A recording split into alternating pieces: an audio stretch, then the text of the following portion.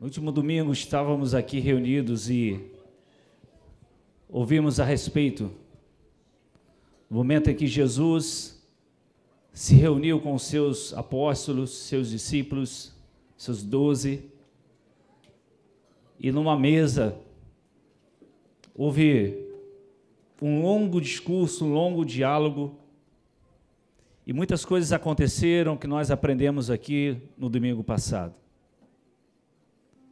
Foram experiências profundas na vida de cada um dos discípulos e que essas experiências ficaram marcadas para a nossa vida. Quando Jesus, então, encerra aquele momento com seus discípulos, com seus apóstolos, eles cantam um hino, como era a tradição de todo judeu. Eles terminam de cantar aquele hino e eles se levantam e saem. Jesus com seus apóstolos atravessam o Vale de Cedron e vai em direção ao Monte das Oliveiras. Enquanto Jesus caminha com seus discípulos, ele faz uma revelação muito profunda e muito forte na vida deles. Jesus diz o seguinte: olha, todos vocês irão me abandonar. Todos vocês me abandonarão. Naquele momento, sempre Pedro logo se levanta e diz: eu jamais te abandonarei. Eu jamais te deixarei de lado. Todos podem te abandonar, mas eu não. E Jesus olha para Pedro e diz a Pedro: olha, Pedro, antes que o galo cante, você vai me negar por 3 vezes. E Pedro disse: não, eu estou aqui para dar a minha vida pelo Senhor, eu jamais te negarei.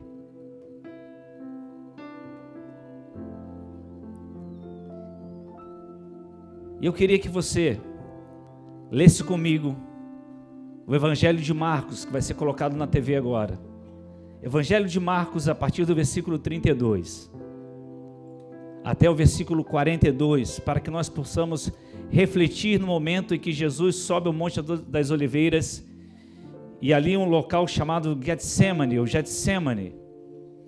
E essa palavra tem um significado muito interessante, que é lugar de prensa, porque naquele local eram colhidas as azeitonas, e naquele local era prensado então as azeitonas para que pudesse extrair o azeite puro. Por isso aquele local era conhecido como lugar de prensa, um lugar de experiências fortes para nós. Quando estivemos em Israel, quando estivemos pela primeira vez em Israel, Eliana estava comigo, minha esposa, e você conhece a história, você sabe que Eliana saiu daqui, alguns sabem disso, com o diagnóstico de uma cirurgia para ser feita, pediu liberação médica porque tínhamos ganho a viagem para Israel. E um dos dias que nós estávamos lá em Jerusalém, nós fomos conhecer o Monte das Oliveiras, pelo menos o local onde se encontra ali algumas oliveiras, algumas muito antigas, talvez não da época de Jesus ainda, mas existem algumas muito antigas, justamente no local que Jesus esteve com seus apóstolos, como foi aqui relatado. Pode colocar o texto aí para mim, por favor. Marcos capítulo 14, a partir do versículo 32. E aí Eliana estava com aquele diagnóstico e ela não podia fazer muito esforço. Lembro que o pastor Carlos, que era dono da Gênesis, da operadora de turismo que nos levou, o grupo que estávamos, muitos irmãos, o pastor Jorge daqui estava conosco também, outros irmãos conhecidos. E ali nós oramos e clamamos ao Senhor. O pastor Carlos hoje está na glória com o Senhor. E viemos embora daquela viagem, depois ainda de outras experiências. E quando ela voltou ao médico, voltou a doutora, ela disse: doutora, eu queria fazer um novo exame para saber, porque eu creio que não vou precisar mais fazer essa cirurgia. Ela disse: não, mas não é necessário, você já saiu daqui com tudo pronto, já com a data marcada, com tudo liberado para você fazer essa cirurgia. E ela insistiu: doutora, mas eu queria fazer, eu quero tanto insistir. Então a doutora liberou para que ela pudesse repetir o exame. E ela repetiu o exame. Pegou aquele exame e levou para a doutora, a ginecologista, cirurgiã. Levou para a doutora, era um cisto muito grande. E a doutora pegou aquele exame, pegou o exame antigo, ficou olhando. E olhava para o antigo, olhava para o novo. E ficou em silêncio durante alguns segundos. E ela falou assim: olha, Eliana, eu não sei o que aconteceu. Eu acho que deve, não sei. Ela ficou assim, sem saber o que responder. Nós vamos desmarcar essa cirurgia, porque não tem mais nenhum cisto aqui aparecendo no exame. Não tem mais nada. E eu não sei explicar o que aconteceu. A Eliana falou assim: eu sei o que foi. Foi o meu Deus. Foi o meu Senhor. Era justamente lá, naquele lugar que nós estávamos, onde nós oramos. E ela disse que ela sentiu quando o Senhor Jesus a tocou e trouxe cura sobre a sua vida. Getsemane é um lugar muito interessante, queridos. E Jesus, quando então caminhava com seus discípulos, ele dá essa revelação e chega àquele lugar. E olha só o que diz o texto. Então foram para um lugar chamado Getsemane. E Jesus disse aos seus discípulos: sentem-se aqui enquanto vou orar. Levou consigo Pedro, Tiago e João. E começou a ficar o quê? Aflito e angustiado. Jesus era Deus, sim ou não? Mas Jesus ficou o quê? O texto diz? Aflito e angustiado. Você já ficou aflito e angustiado? Sim. Jesus, ele veio como Deus, mas ele tomou forma de homem. Então ele venceu a aflição e a angústia. E por isso que nós podemos vencer através dele. E o texto continua. E lhes disse: a minha alma está profundamente triste. Numa tristeza o quê? Mortal. Uma tristeza mortal. Alguém poderia dizer: Jesus estava num nível profundo de depressão naquele momento, porque era uma tristeza mortal. Fiquem aqui e vigiem. E continua o texto. Indo um pouco mais adiante, prostrou-se e orava para que, se possível, ele orava ao Senhor, se possível, fosse afastado dele aquela hora, aquele momento que ele estava para passar.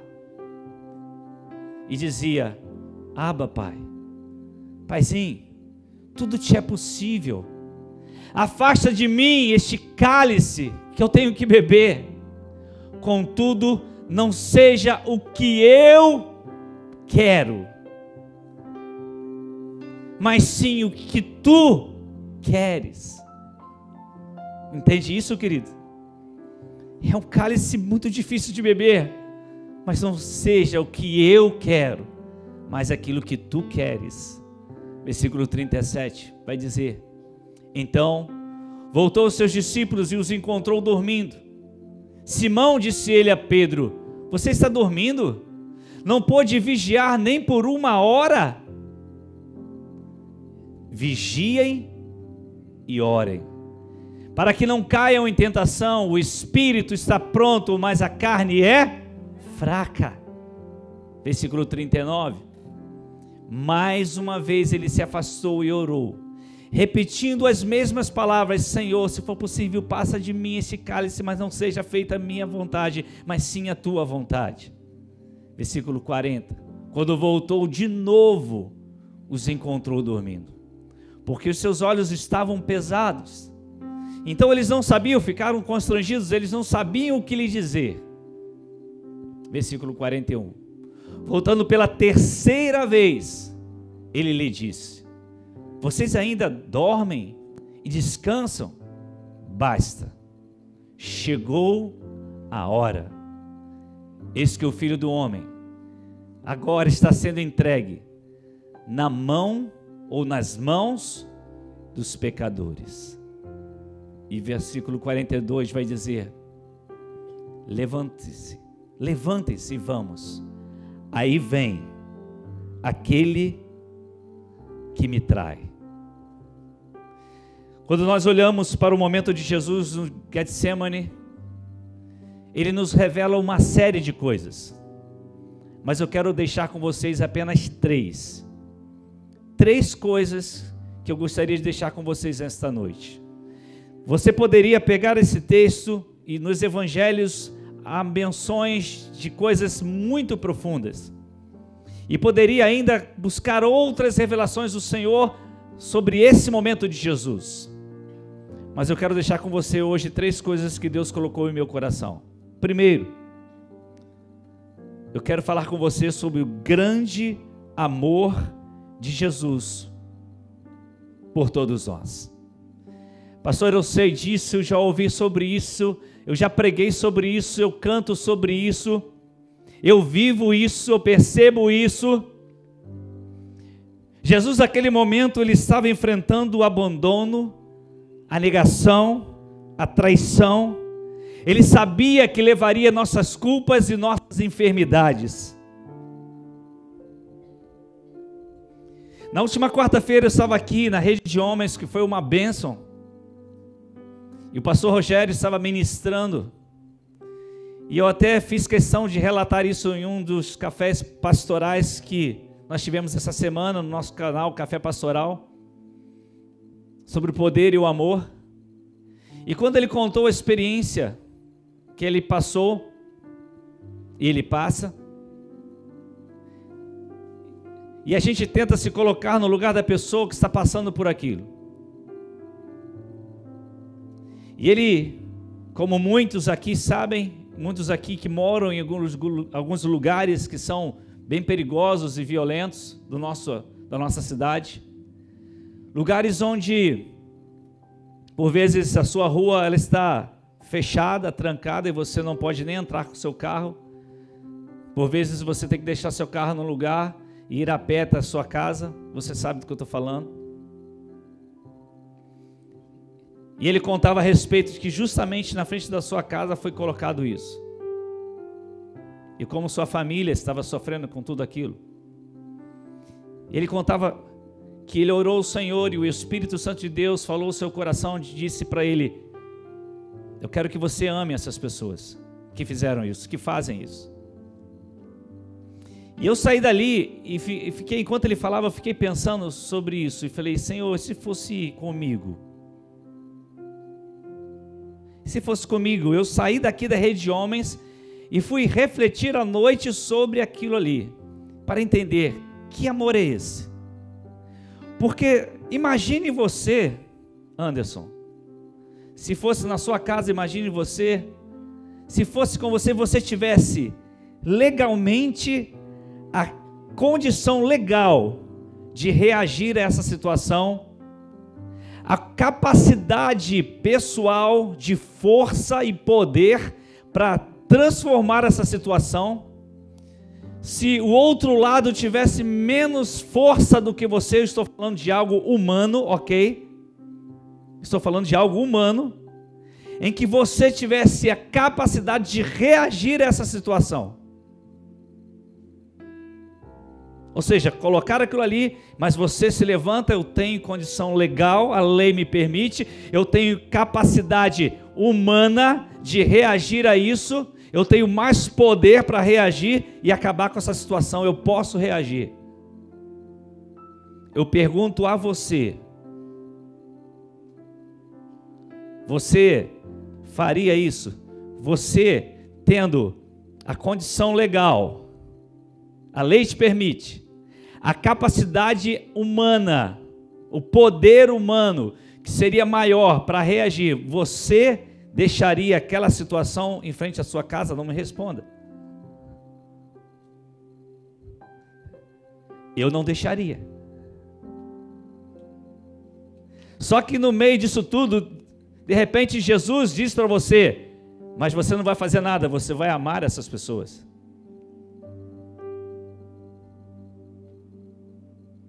Eu quero que você entenda o grande amor de Jesus, queridos. Eu quero que vocês entendam isso. Pense comigo. Jesus, Ele tem todo o poder, sim ou não? Ele tem todo o poder. Jesus, Ele tem a legalidade em suas mãos, sim ou não? Sim, Ele é o Criador de cada ser humano. Cada um de nós.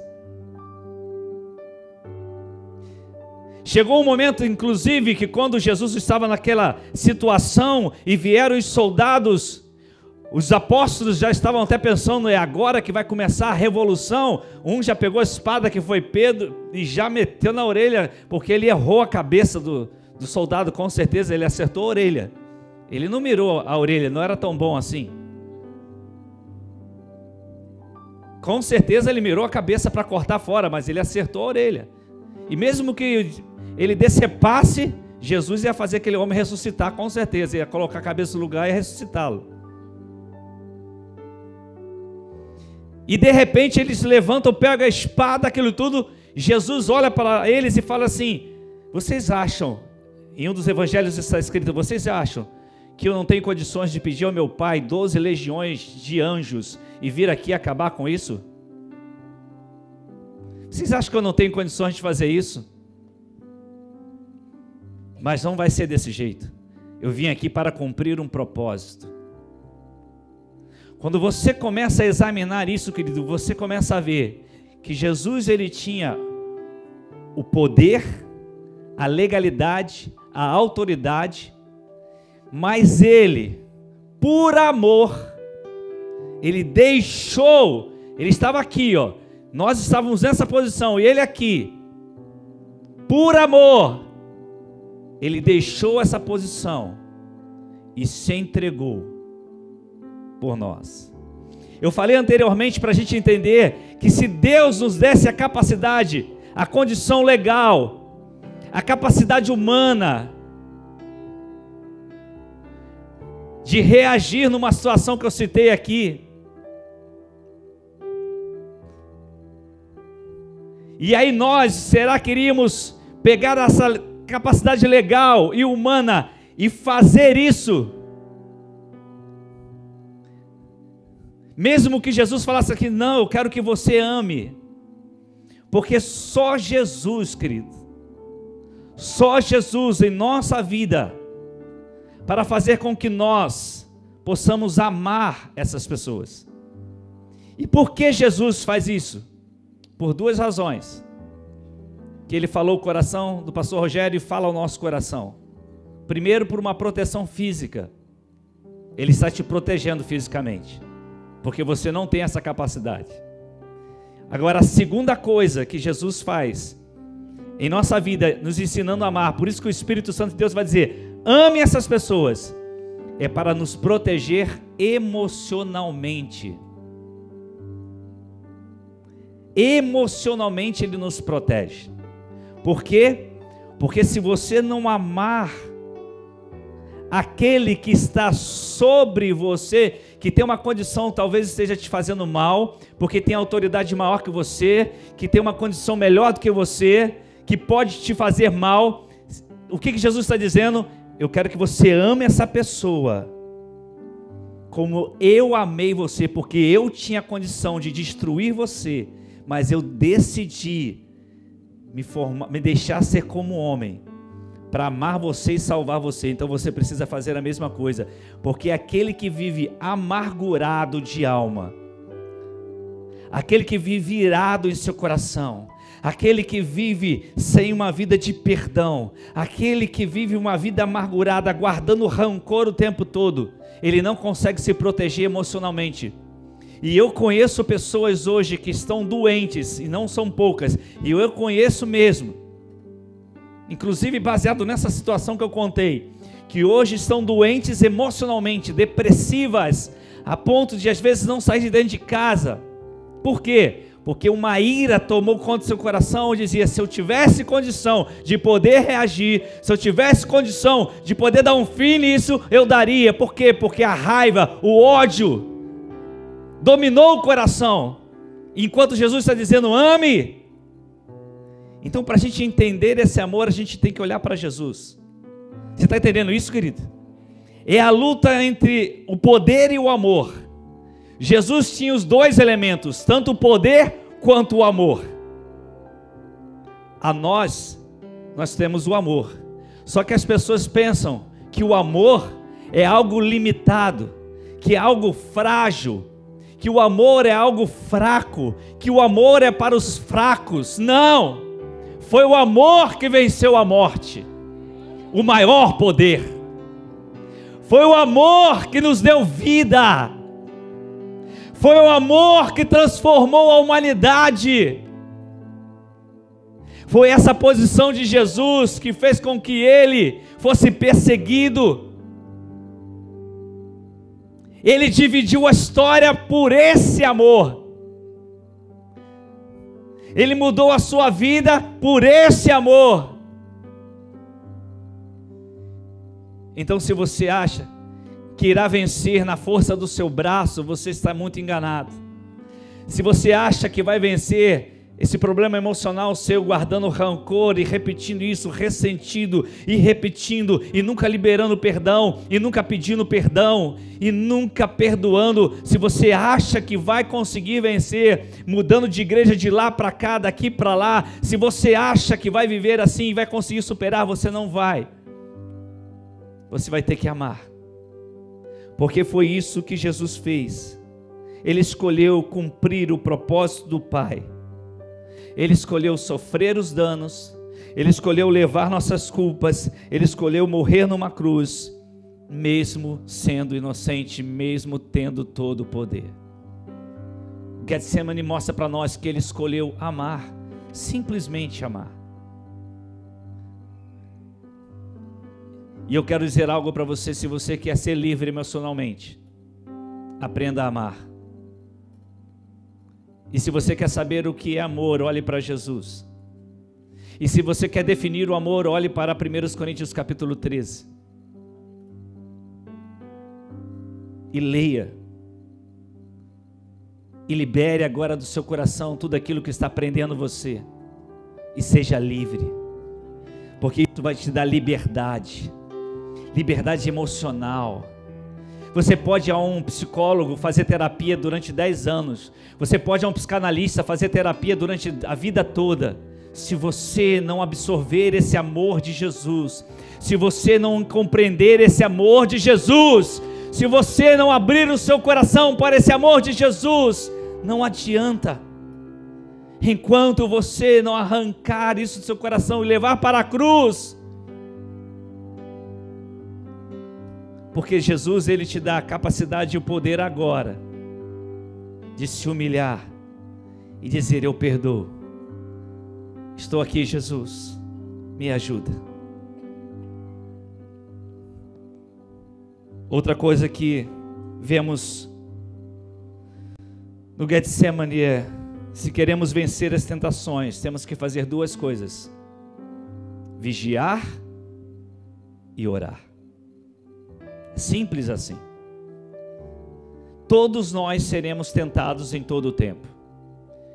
E Jesus ensinou claramente no Getsemane: vigiem e orem. Vigiem e orem. Vigiem e orem. Não adianta você só orar e nem somente vigiar. Você tem que vigiar e orar, para que não caia em tentação. Ele não está dizendo que a tentação não virá se você vigiar e orar. A tentação virá em todo o tempo, porque é o diabo que nos tenta. A tentação virá, mas ele dá o antídoto: vigiem e orem, para que vocês não caiam nas tentações que virão. E terceiro e último lugar, que o Getsemane nos ensina, que a sua graça é algo que não podemos mensurar, medir, e nos dá esperança. Mas por que, pastor, nos dá esperança?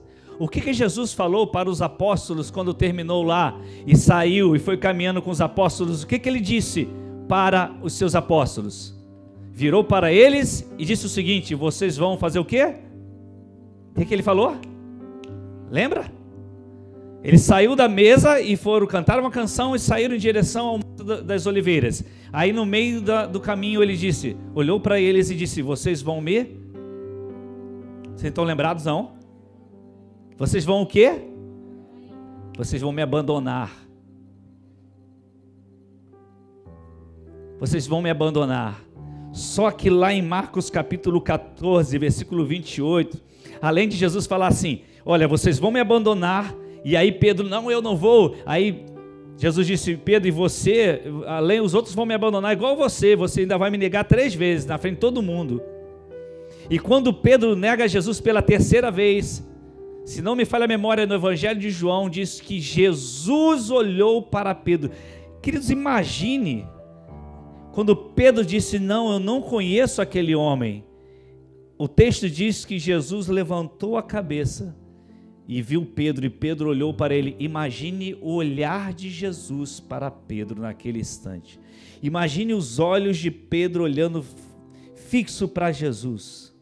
A Bíblia diz que quando Jesus olhou para ele, ele se amargurou profundamente e saiu chorando desesperadamente. Mas olha que interessante, Marcos capítulo 14, versículo 28. Jesus disse, olha, vocês vão me abandonar, Pedro, você vai me negar 3 vezes. Mas no meio do caminho ele diz assim, mas depois de eu ressuscitar, irei adiante de vocês para a Galileia. Sabe o que ele estava dizendo? Vocês vão me abandonar, vocês vão me negar, vocês vão fazer tudo isso, mas ainda assim, eu vou receber vocês de volta. Vocês vão fazer isso, mas eu vou receber vocês de volta. Antes de acontecer, Jesus já estava dizendo, vocês vão me abandonar, Pedro, você vai me negar, mas eu lá na frente, vou estar na Galileia esperando por vocês. Depois que eu ressuscitar, eu vou encontrar com vocês.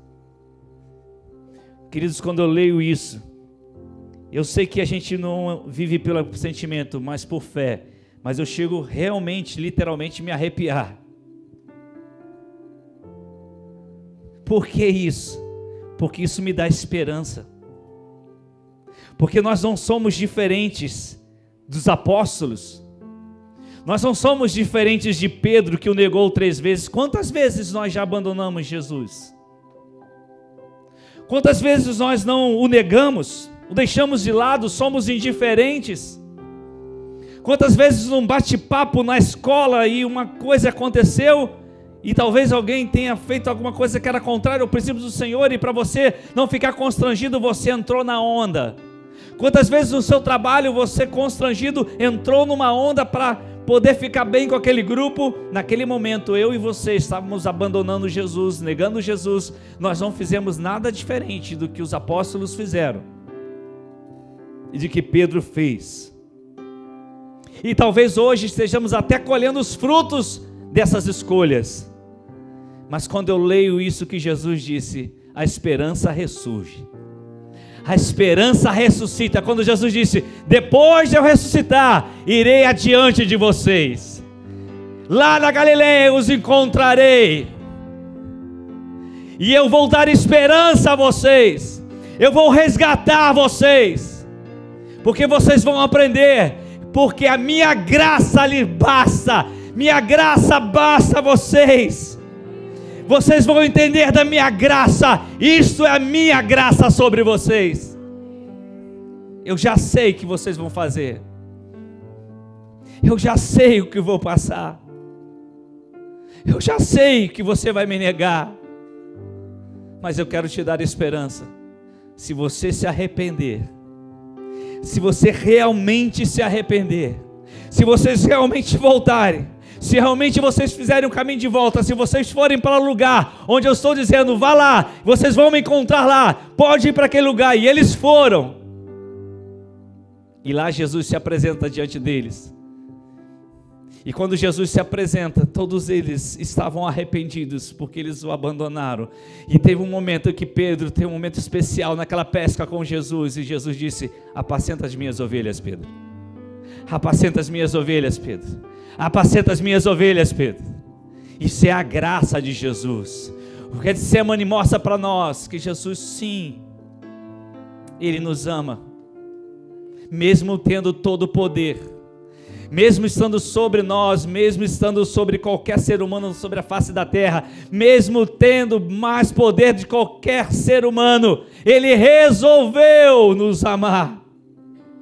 Tem tanta gente hoje que é tão orgulhoso, tão soberbo, por pequenas coisas, por coisas tão pequenas que tem, talvez por uma riqueza, talvez por uma capacidade intelectual, e Jesus, que tem todo o poder, se humilhou, se esvaziou de si mesmo, para salvar a mim e você, e disse: olha, tem esperança, eu vou ressuscitar, tem esperança, porque vocês vão me negar, mas a minha graça virá sobre vocês, e quando vocês receberem dessa graça por meio do arrependimento de obras mortas, e quando vocês fizerem o caminho de volta, a minha graça está ali aguardando vocês. A minha graça está ali esperando vocês.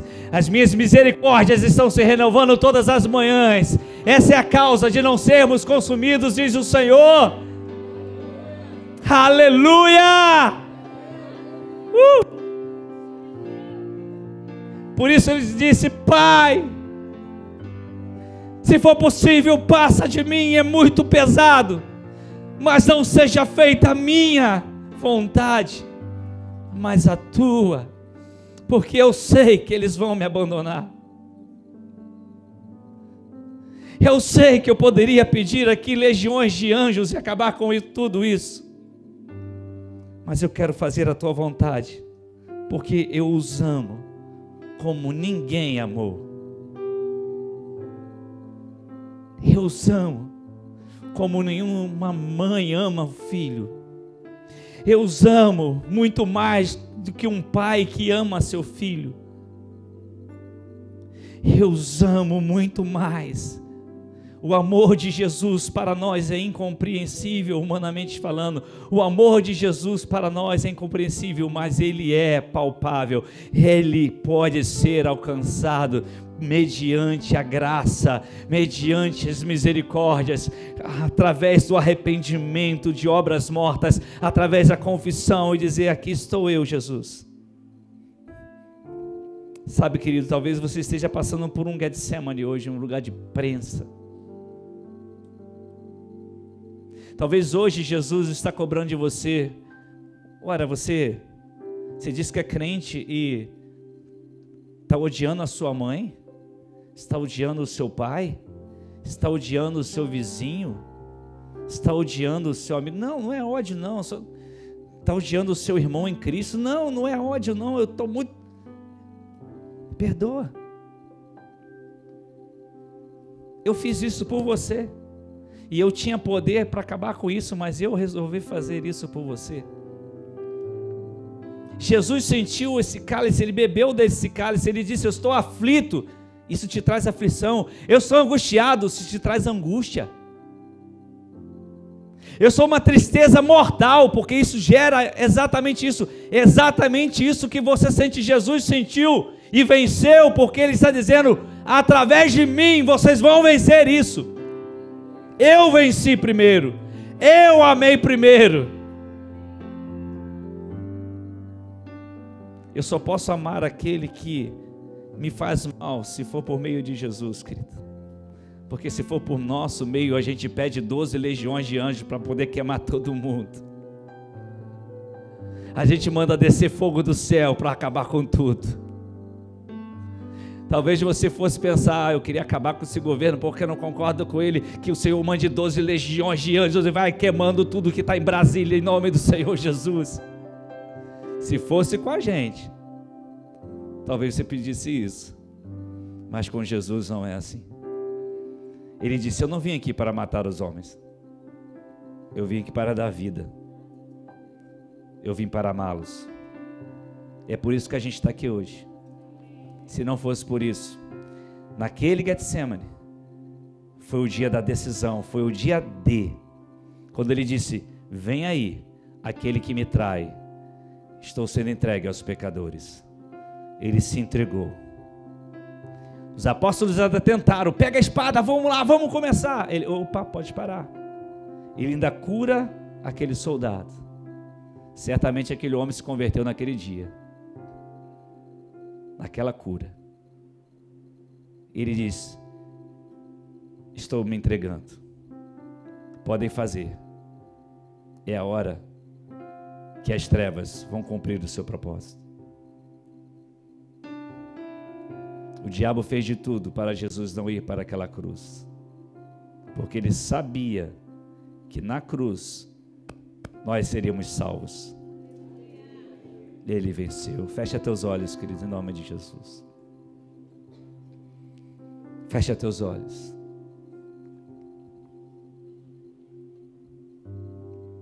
Hoje tem duas pessoas aqui, a Eliane e a Elisete, que sepultaram sua mamãe hoje. E elas vieram aqui pedir forças a Deus. Talvez hoje seja o lugar de prensa, o momento de prensa que elas estão passando.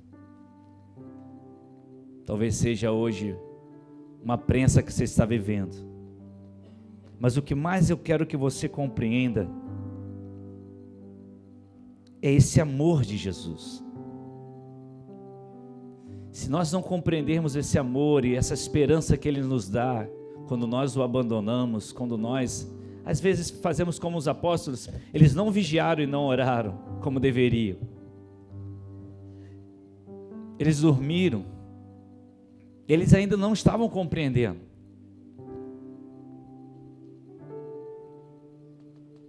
Mas Jesus deixou o que ia acontecer e deixou a esperança. A esperança te alcançou hoje. A esperança nos alcançou hoje. A esperança é Jesus em tua vida. Cristo em você, a esperança da glória. Cristo em nós, a esperança da glória. Onde você estiver aí no seu lugar, eu queria que nós cantássemos agora. Quando Jesus terminou aquela ceia, Ele cantou com os seus apóstolos uma canção de adoração, de louvor. E você vai, nesse momento, se o Espírito Santo, se o Espírito de Deus te conduzir à adoração, à gratidão a Deus, por esse amor, por essa graça. Talvez você hoje, você está online ou você aqui de forma presencial está dizendo: eu quero receber esse Jesus. Eu agora estou compreendendo esse amor, porque Ele tinha e Ele tem todo o poder, mas Ele se humilhou e Ele disse: eu tenho uma graça para você. E Ele voltou a ter autoridade. Ele nunca perdeu a autoridade, mas deixou a graça. A graça não é para vivermos de qualquer maneira, não. A graça é um presente que nós não merecemos. É o seu amor, a sua salvação eterna por meio dele. Portanto, você precisa recebê-lo. Receber essa graça por meio do arrependimento.